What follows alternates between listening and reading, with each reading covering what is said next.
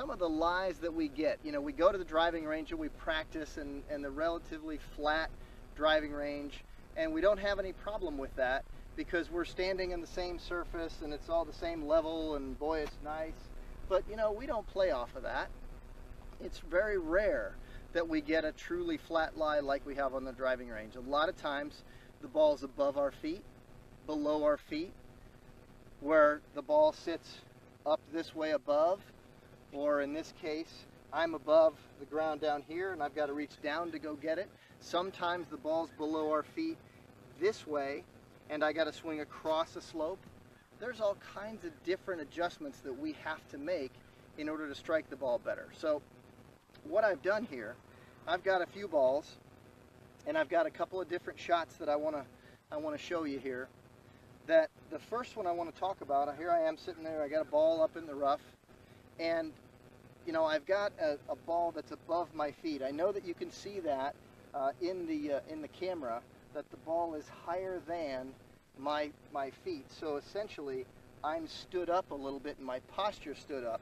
I want to show you something about what happens to the club face when the ball is above your feet, so that way you'll know why. Because you hear on TV a lot where a ball sits above a player's foot and the announcer says, well, you know, he's going to hit the ground and then it's going to change the club face and it's going to make it go left. What if he's a really good ball striker like all those guys we see on TV, but yet they didn't strike the ground when the ball was above their feet, but the ball went left? And we go, wait a second, how'd that happen? I'm going to show you why.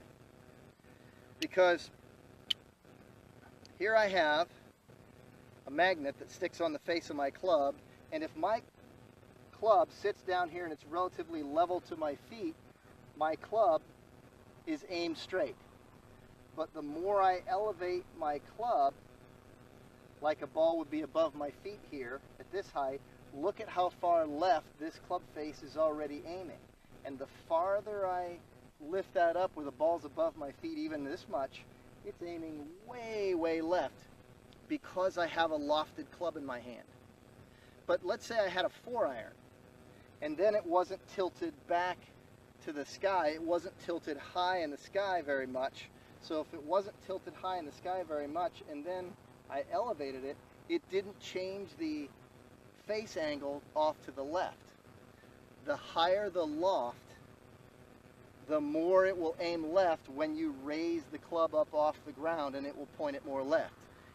The higher the loft, the more it will aim left when you raise the club up off the ground, and it will point it more left. And that's why the ball is going to go left, because the ball goes where the club face tells it to, and a good player strikes the golf ball before he strikes the ground. But if he's got a lofted club in his hand and a ball above his feet, that club face is angled left of where his body's aiming by quite a bit. So I want to make sure that when you go out to play, that you're aware of your face angle and that you adjust accordingly. So for example, right here I got a small training club here that I like to practice with a lot. This one is the loft of an 8-iron, and in order for me to hit this thing well, I've just got to hit it in the middle of the face of what would be a normal club.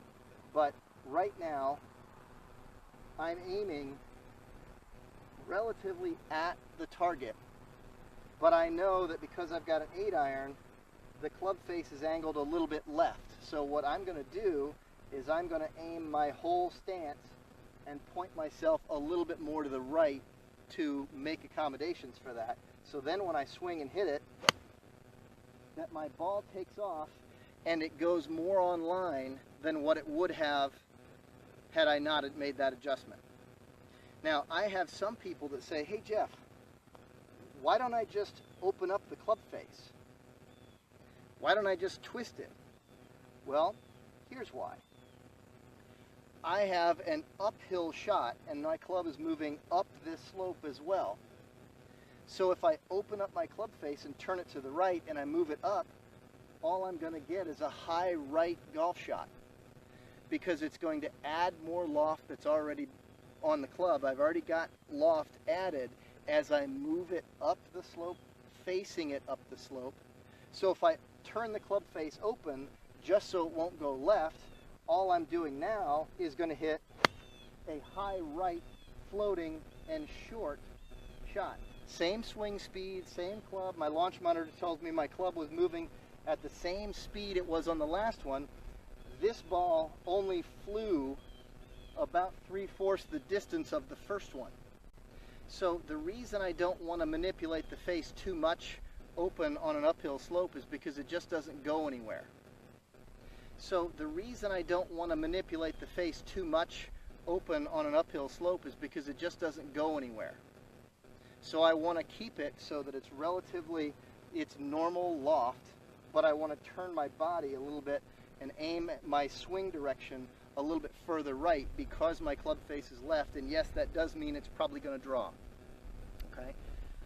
So as we talk about the other shot, we talk about the one that I'm swinging down a slope and not up a slope. This ball's below my feet and I'm swinging down a slope, just the opposite of this one where it was above my feet and I'm swinging up. This swing right now takes this same 8-iron loft and now I'm swinging it down the slope, so I have less loft. So it's not coming off the club very high.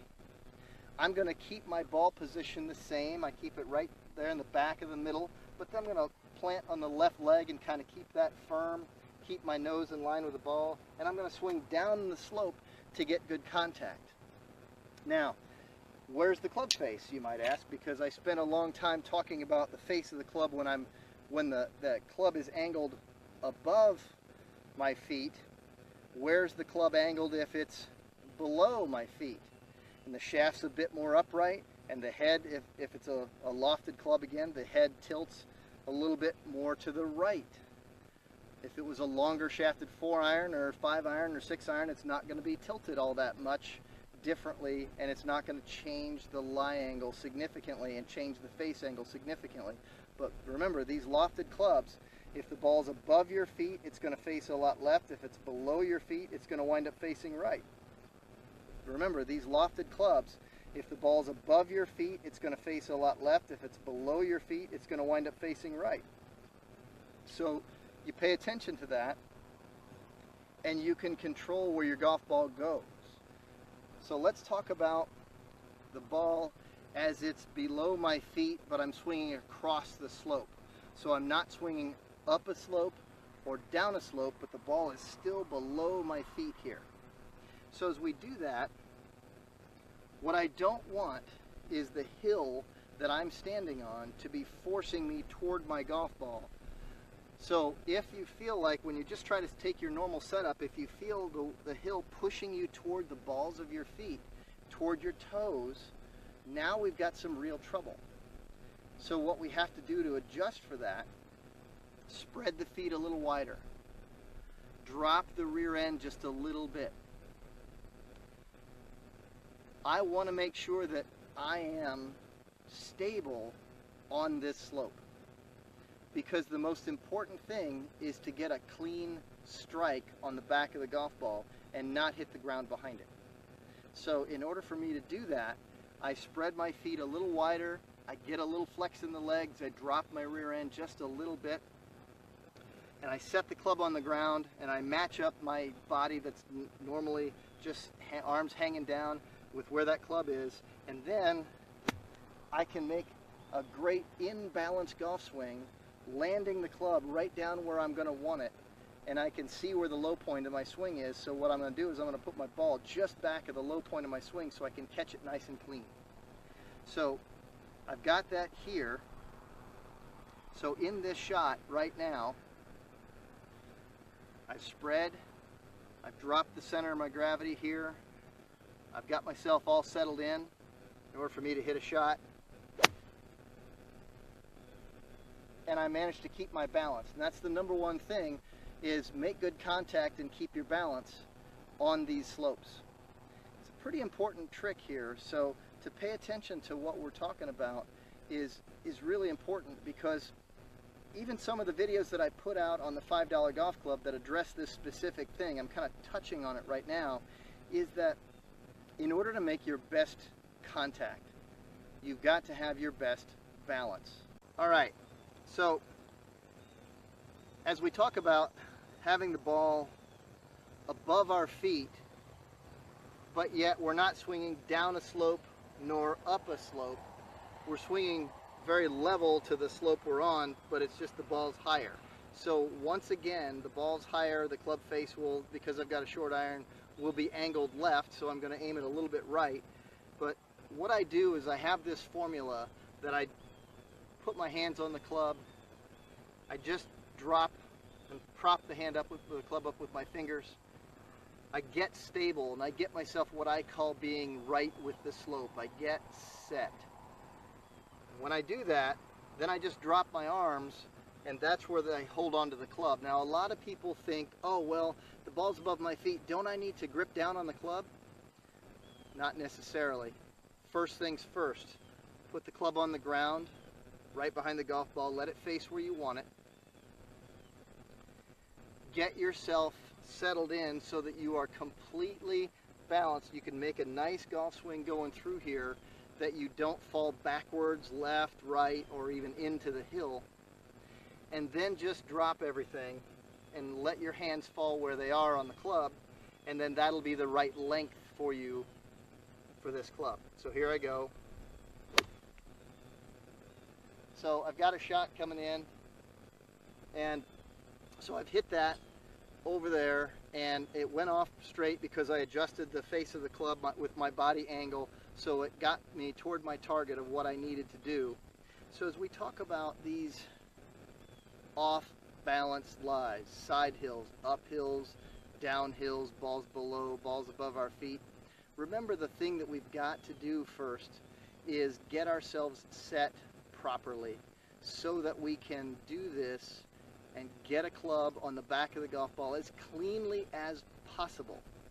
And as we do that, we find out that we can actually get it off of these hard lies and come off with good results, because all we did was manage ourselves to swing a club well into the back of the golf ball cleanly, and we managed the position of our club face.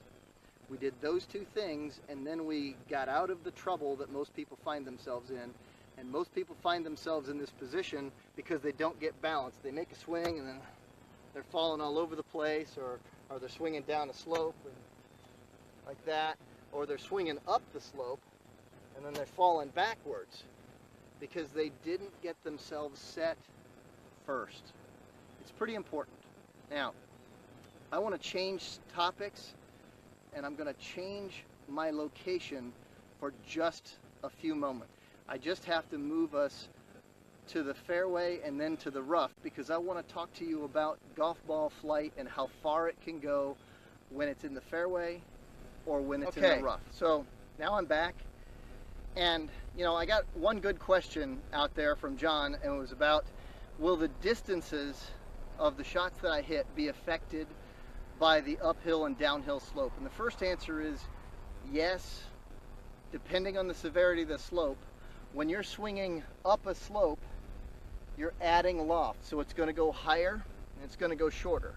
So automatically I tend to take an extra club, and if it's a severe slope, I'll take 2 extra clubs.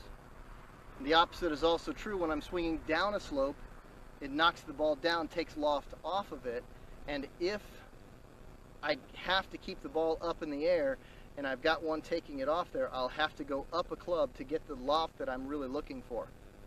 The biggest problem I see is most people come up short. I don't see too many problems with people going too far. It does happen, I just don't see it all that often.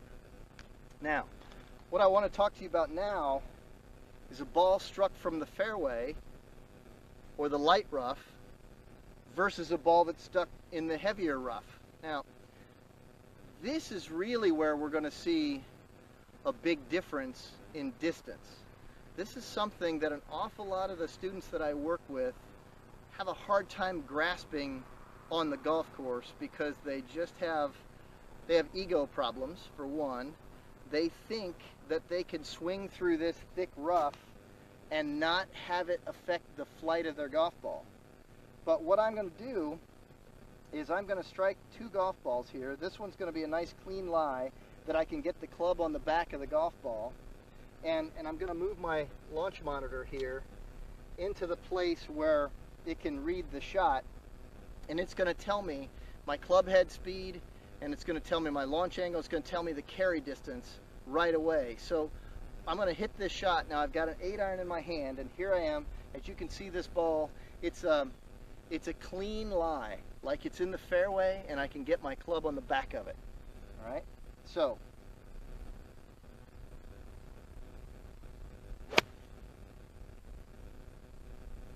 all right, now ball speed was moving at 96 miles an hour. This is off my 8-iron now, and that ball just carried 140 yards out of what is a clean lie out of the first cut of rough. And now I'm going to move this back, and we're going to put this ball here in the thicker rough, and I'm going to make sure my ball gets seen by my launch monitor here. Right there. There we go. So now my launch monitor can see it, and now I'm going to have to fight through some grass here to get through there. Actually, what I want to do is I want to move it to even a bit thicker rough to really illustrate the point. Is that right now it's in some dense rough. Even the camera can see that, where it's difficult to get a club on the back of this golf ball.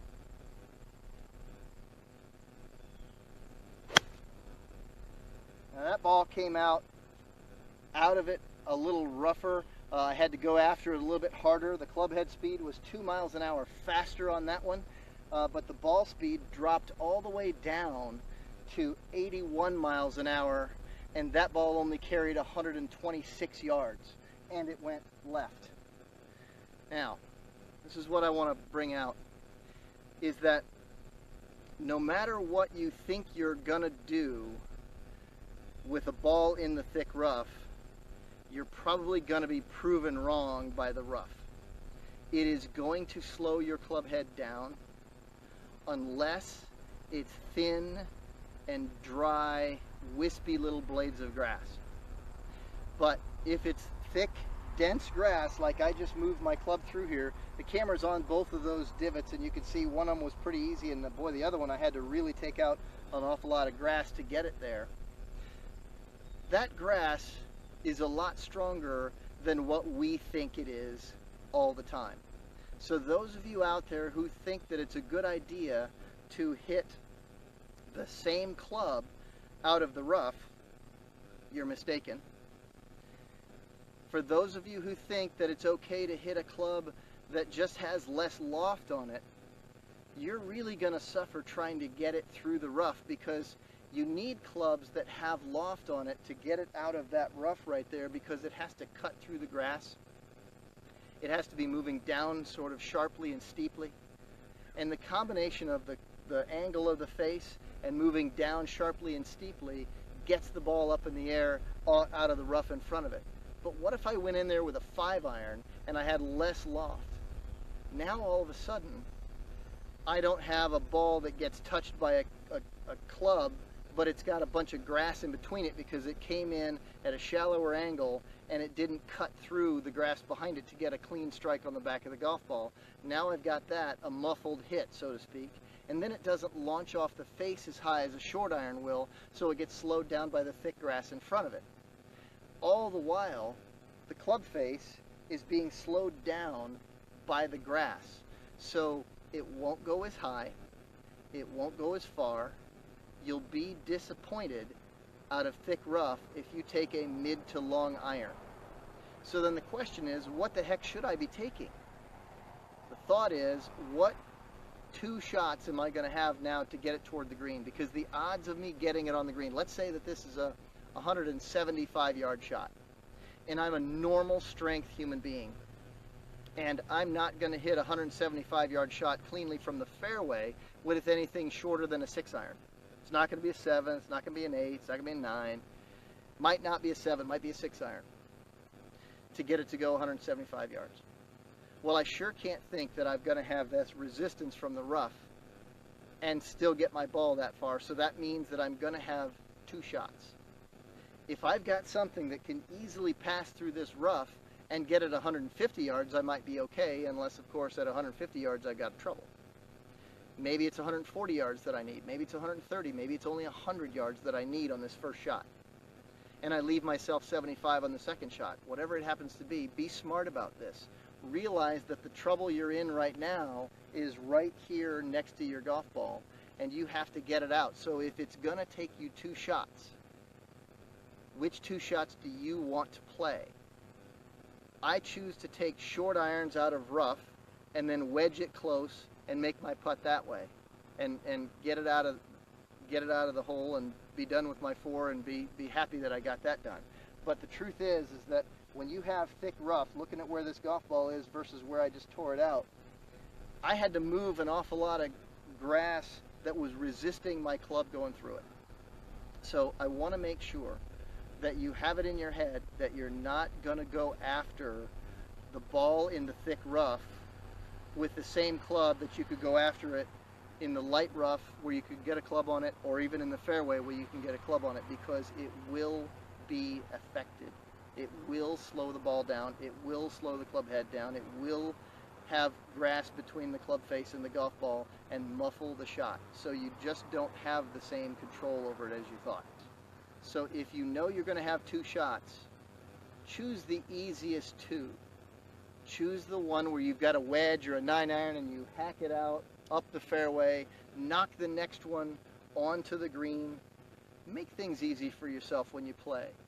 So if you've got ball above your feet, below your feet, off a side hill lie, downhill lie, uphill lie, adjust your body, make sure you're in balance. Please do this for your own sake. Go look at some more of my videos that are out on $5golfclub.com. I like doing this. Send me some feedback on this video. Sign up for the $5golfclub.com and check out some of my other videos. And thanks for listening to those Weekend Golf Guys. We sure do appreciate it. And it's a lot of fun doing the show. And John, thanks for setting this one up. And I'll see you all soon.